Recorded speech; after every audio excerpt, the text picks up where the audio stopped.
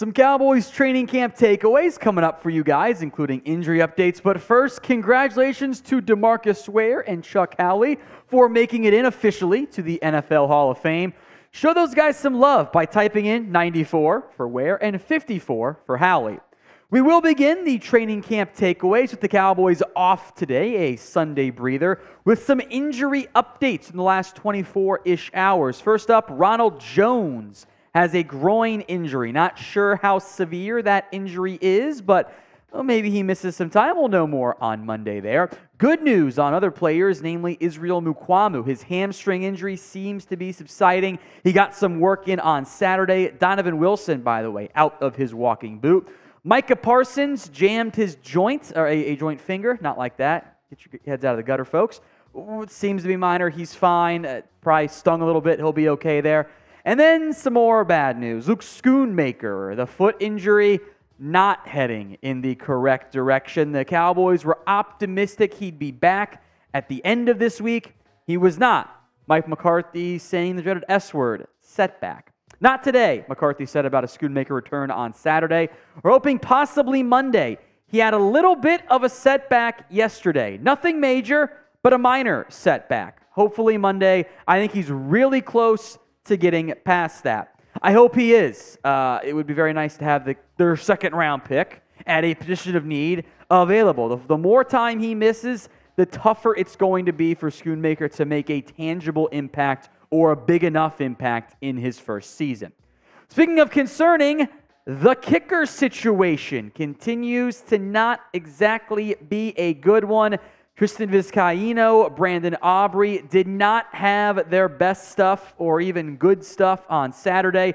There are some maybe extenuating circumstances. The Cowboys reportedly not looking at other outside options for now at least, but the kicker situation remains a tenuous at best one. So is the Cowboys kicker, Vizcaino or Aubrey, actually on the roster, or are the Cowboys going to go get somebody else for week one? This is going to be today's pinned comment, so if the ad comes here on YouTube, take advantage of the ad. Head down there and vote Y for yes, N for no at the pinned comment. Let's go more now on the kicker battle. The kickers did struggle on Saturday. They were 1 of 6 in the Mojo Moments, which, according to Michael Gelkin, with the way the wind was blowing, was kind of a 60-yard try. So not exactly easy.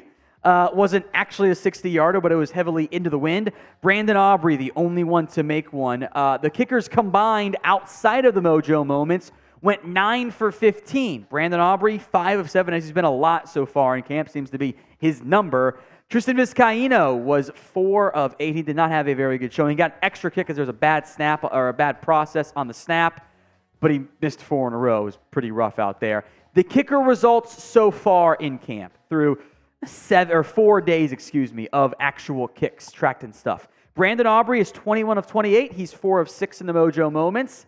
It's not very good. Tristan Vizcaino is 19 of 29. That's just bad.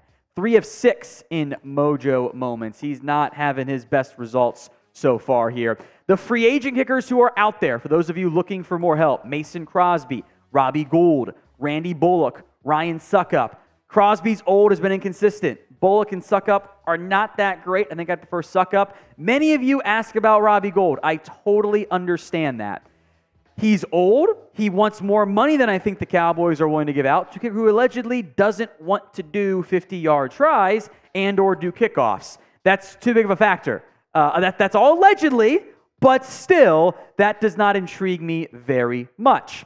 Meanwhile, kickers on other teams, and this is where I think the most likely path remains in the event of a move, of something potentially happening here, right? Where maybe what happens here is a player gets cut. Because all 6 kickers you see on here are competing for a job. So somebody's going to lose. Nick Folk really stands out to me. Checks off a lot of the boxes you want. Patriots are draft to kick really early, so you're going to look at that direction, right? Brett Maher is on the Broncos. Might not win the gig, although maybe Maher doesn't want to go back to Denver after what happened last time around, or back to Dallas, because I think he kind of is mad at the team for throwing him under the bus, he feels. Dustin Hopkins in a battle with Cameron Dicker for the Chargers. Michael Badgley in a battle with Joey Sly for the Commanders. Rodrigo Blankenship is actually not that good, but he's in a battle for the Bucs job. And Zane Gonzalez probably going to get cut by the 49ers since they took a kicker in the top 100. So you just wait if you need to. Plus, does your kicker actually need to have practice? No. There are no plays. Just go kick. So I would be down to cut Vizcaino, but if you really want an upgrade, you might have to wait until roster cutdown time. Let's go to the running back room now. Deuce Vaughn continues to get some love. Dak Prescott, a big fan of his game. He's getting praise from coaches and from players. Deuce is our small king. He's also getting some reps with the first team as well, which is a promising sign for a 6th-round draft pick at a position where there is opportunity. Brian Schottenheimer's made some comments about the screen game. I'd love it if they could actually run a damn screen for once. Here's what running backs coach Jeff Blasco, the former assistant O-line coach, said about Deuce Vaughn. He's everything we thought he would be in terms of his instincts, his lack of stature, I'll call it, which some people view as a weakness, but he knows how to use it as a weapon. He gets lost behind that offensive line, and combined with his instincts in the run game, he does some really special things. We stand Deuce Vaughn here on the Cowboys Report. The first preseason game is just around the corner, but according to Mike McCarthy, it seems unlikely that the Cowboys will have Dak Prescott out there, which shouldn't really come as a surprise because you're not going to play Tyron Smith. You're probably not going to play Terrence Steele. So do you want to put Dak out there with a bunch of backups? I don't want to. That's not worth the risk of injury for me. Here's what Mike said. We talked about it. I haven't made a decision. I'm leaning towards not. If I had to bet, I'd bet on no. But I don't bet. Good job, Mike. You can't bet on NFL games, so you should not be betting. I'm very glad he made that clear to avoid a season-long suspension. Now, we will be live for the Cowboys' first preseason game. It's August 12th. That's a Saturday, 5 p.m. Eastern Time, 4 p.m. Central. We'll be live a little bit early. It's a watch party. We have so much fun. Make sure you guys are subscribed so you don't miss out.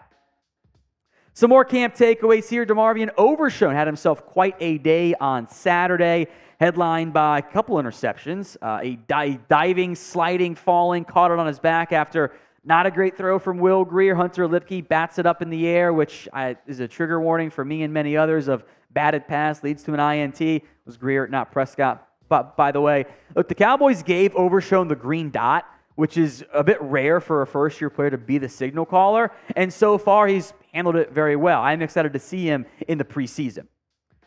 Do you know how much your subscriptions are really costing you? Most Americans think they spend around $80 a month on subscriptions. The actual total is closer to $200. That is right, folks. You could be wasting $100 each month on subscriptions you don't even know about. There's this app that I love using that takes care of it for me. It's called Rocket Money, formerly known as Truebill. The app shows all your subscriptions in one place and then cancels for you whatever you don't still want. They can even find subscriptions you didn't know you were paying for. Maybe you were double charged for a subscription. To cancel a subscription, all you have to do is press cancel, and Rocket Money takes care of the rest. So get rid of useless subscriptions now. Go to rocketmoney.com/Cowboys. It could seriously save you hundreds per year. That's rocketmoney.com/Cowboys. Links in the comment section and the description of today's show. Some more players are going to give some love to, including some we've given plenty of flowers to in the past.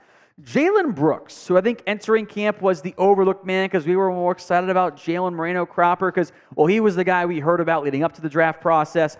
Brooks has been impressive. Consistent drum beats, the things we hear day in, day out, or most days at least, of praise for him. That's a good sign someone's having a good camp. He has made plays on offense and had a great special teams rep. He split a double team against, I believe it was Kelvin Joseph, C.J. Goodwin, to make a play on teams. And that matters because this Cowboys wide receiver room is going to be CeeDee Lamb, Brandon Cooks, Michael Gallup, I foresee Tolbert and Turpin making this roster.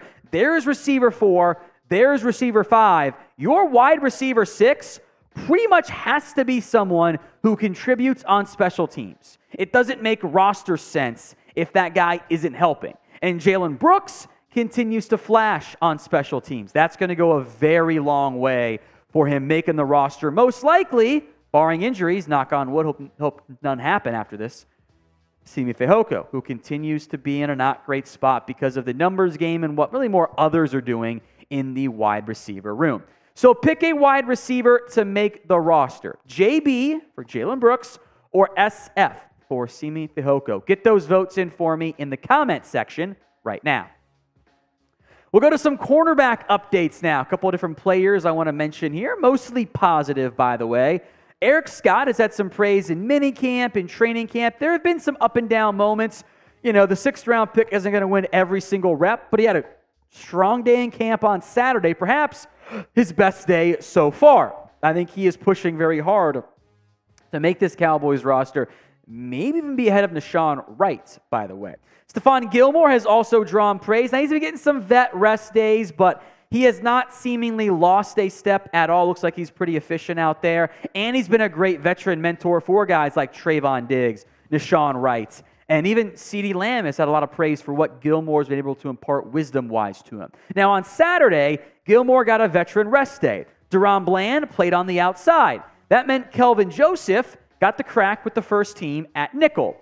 Not his best showing. Some positive plays, don't get me wrong, but the highlight reel was Dak Prescott makes a play to CeeDee Lamb, and Dak had, of course, the drama with Trayvon Diggs trash-talking him. I feel like Dak's response has been, you guys remember The Office when Michael Scott tells Pam, you know, I'm going to start dating your mom even harder? Dak's response has been, I'm going to start trash-talking even harder now, because he was chirping Kelvin Joseph, who did not say anything back, which, I don't know, would have maybe liked a bit more fire out of Joseph. I also saw the clip of Gilmore chatting with Diggs and Wright, and Joseph walks on by. Probably reading too much into that, but it would have been nice if Joseph was gleaning the info there too. Big preseason needed for Joseph to make the Cowboys roster. Finally, Malik Hooker gets paid. There is a Jerry Jones joke that I'm going to take the high road and not make instead. There's a 3-year extension worth up to 20. There, Chris finally got it. It took him a second. He was just kind of staring, and then he laughs afterwards. 3-year extension worth up to $24 million. He's got $16.5 million guaranteed. The full details at this stage are not yet known. This is going to be maybe a mostly non-incentive-based contract. Average per year does equate out to $8 million. There could be some incentives as part of that money, but I'm sure we'll get the details from Todd Archer at some point tomorrow in terms of what the cap impact ends up being. Shouldn't be very much. There is a chance it actually goes down a little bit here. But 3 years, $24 million as our Cowboys are paying safeties. So grade the Malik Hooker extension. A, B, C, D, or F, sound off for me in the comments section with what your grades are right now as the Cowboys do what they did kind of in 2019. Pay a player we weren't expecting when other guys were due for deals. They shouldn't majorly impact your cap space. It'll obviously impact it next year when Hooker was off the books, but you might see maybe an extra $1 million going on this year. If that, it could actually be a little bit less depending on what the signing bonus number ends up looking like. I'm betting that it would either keep it pretty flat or even drop it a little bit this year. They got some flexibility. The Cowboys certainly are not done doing deals yet. Zach Martin continues to wait for his deal. His fines approaching and now surpassed $500,000 so far. CeeDee Lamb due for a big fat new contract. Dak Prescott, we'll go more in depth on this on Monday's show. At least had some conversations with the Cowboys. Other players to monitor, I wouldn't mind paying J-Ron Kearse. I think you want him in your locker room for the leadership. I think he's very important there. Terrence Steele entering the final year of his contract.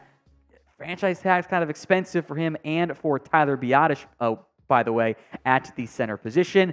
But we'll be live again on Monday, then again on Saturday for our Cowboys watch party. So make sure you're subscribed. Hit that sub button right now.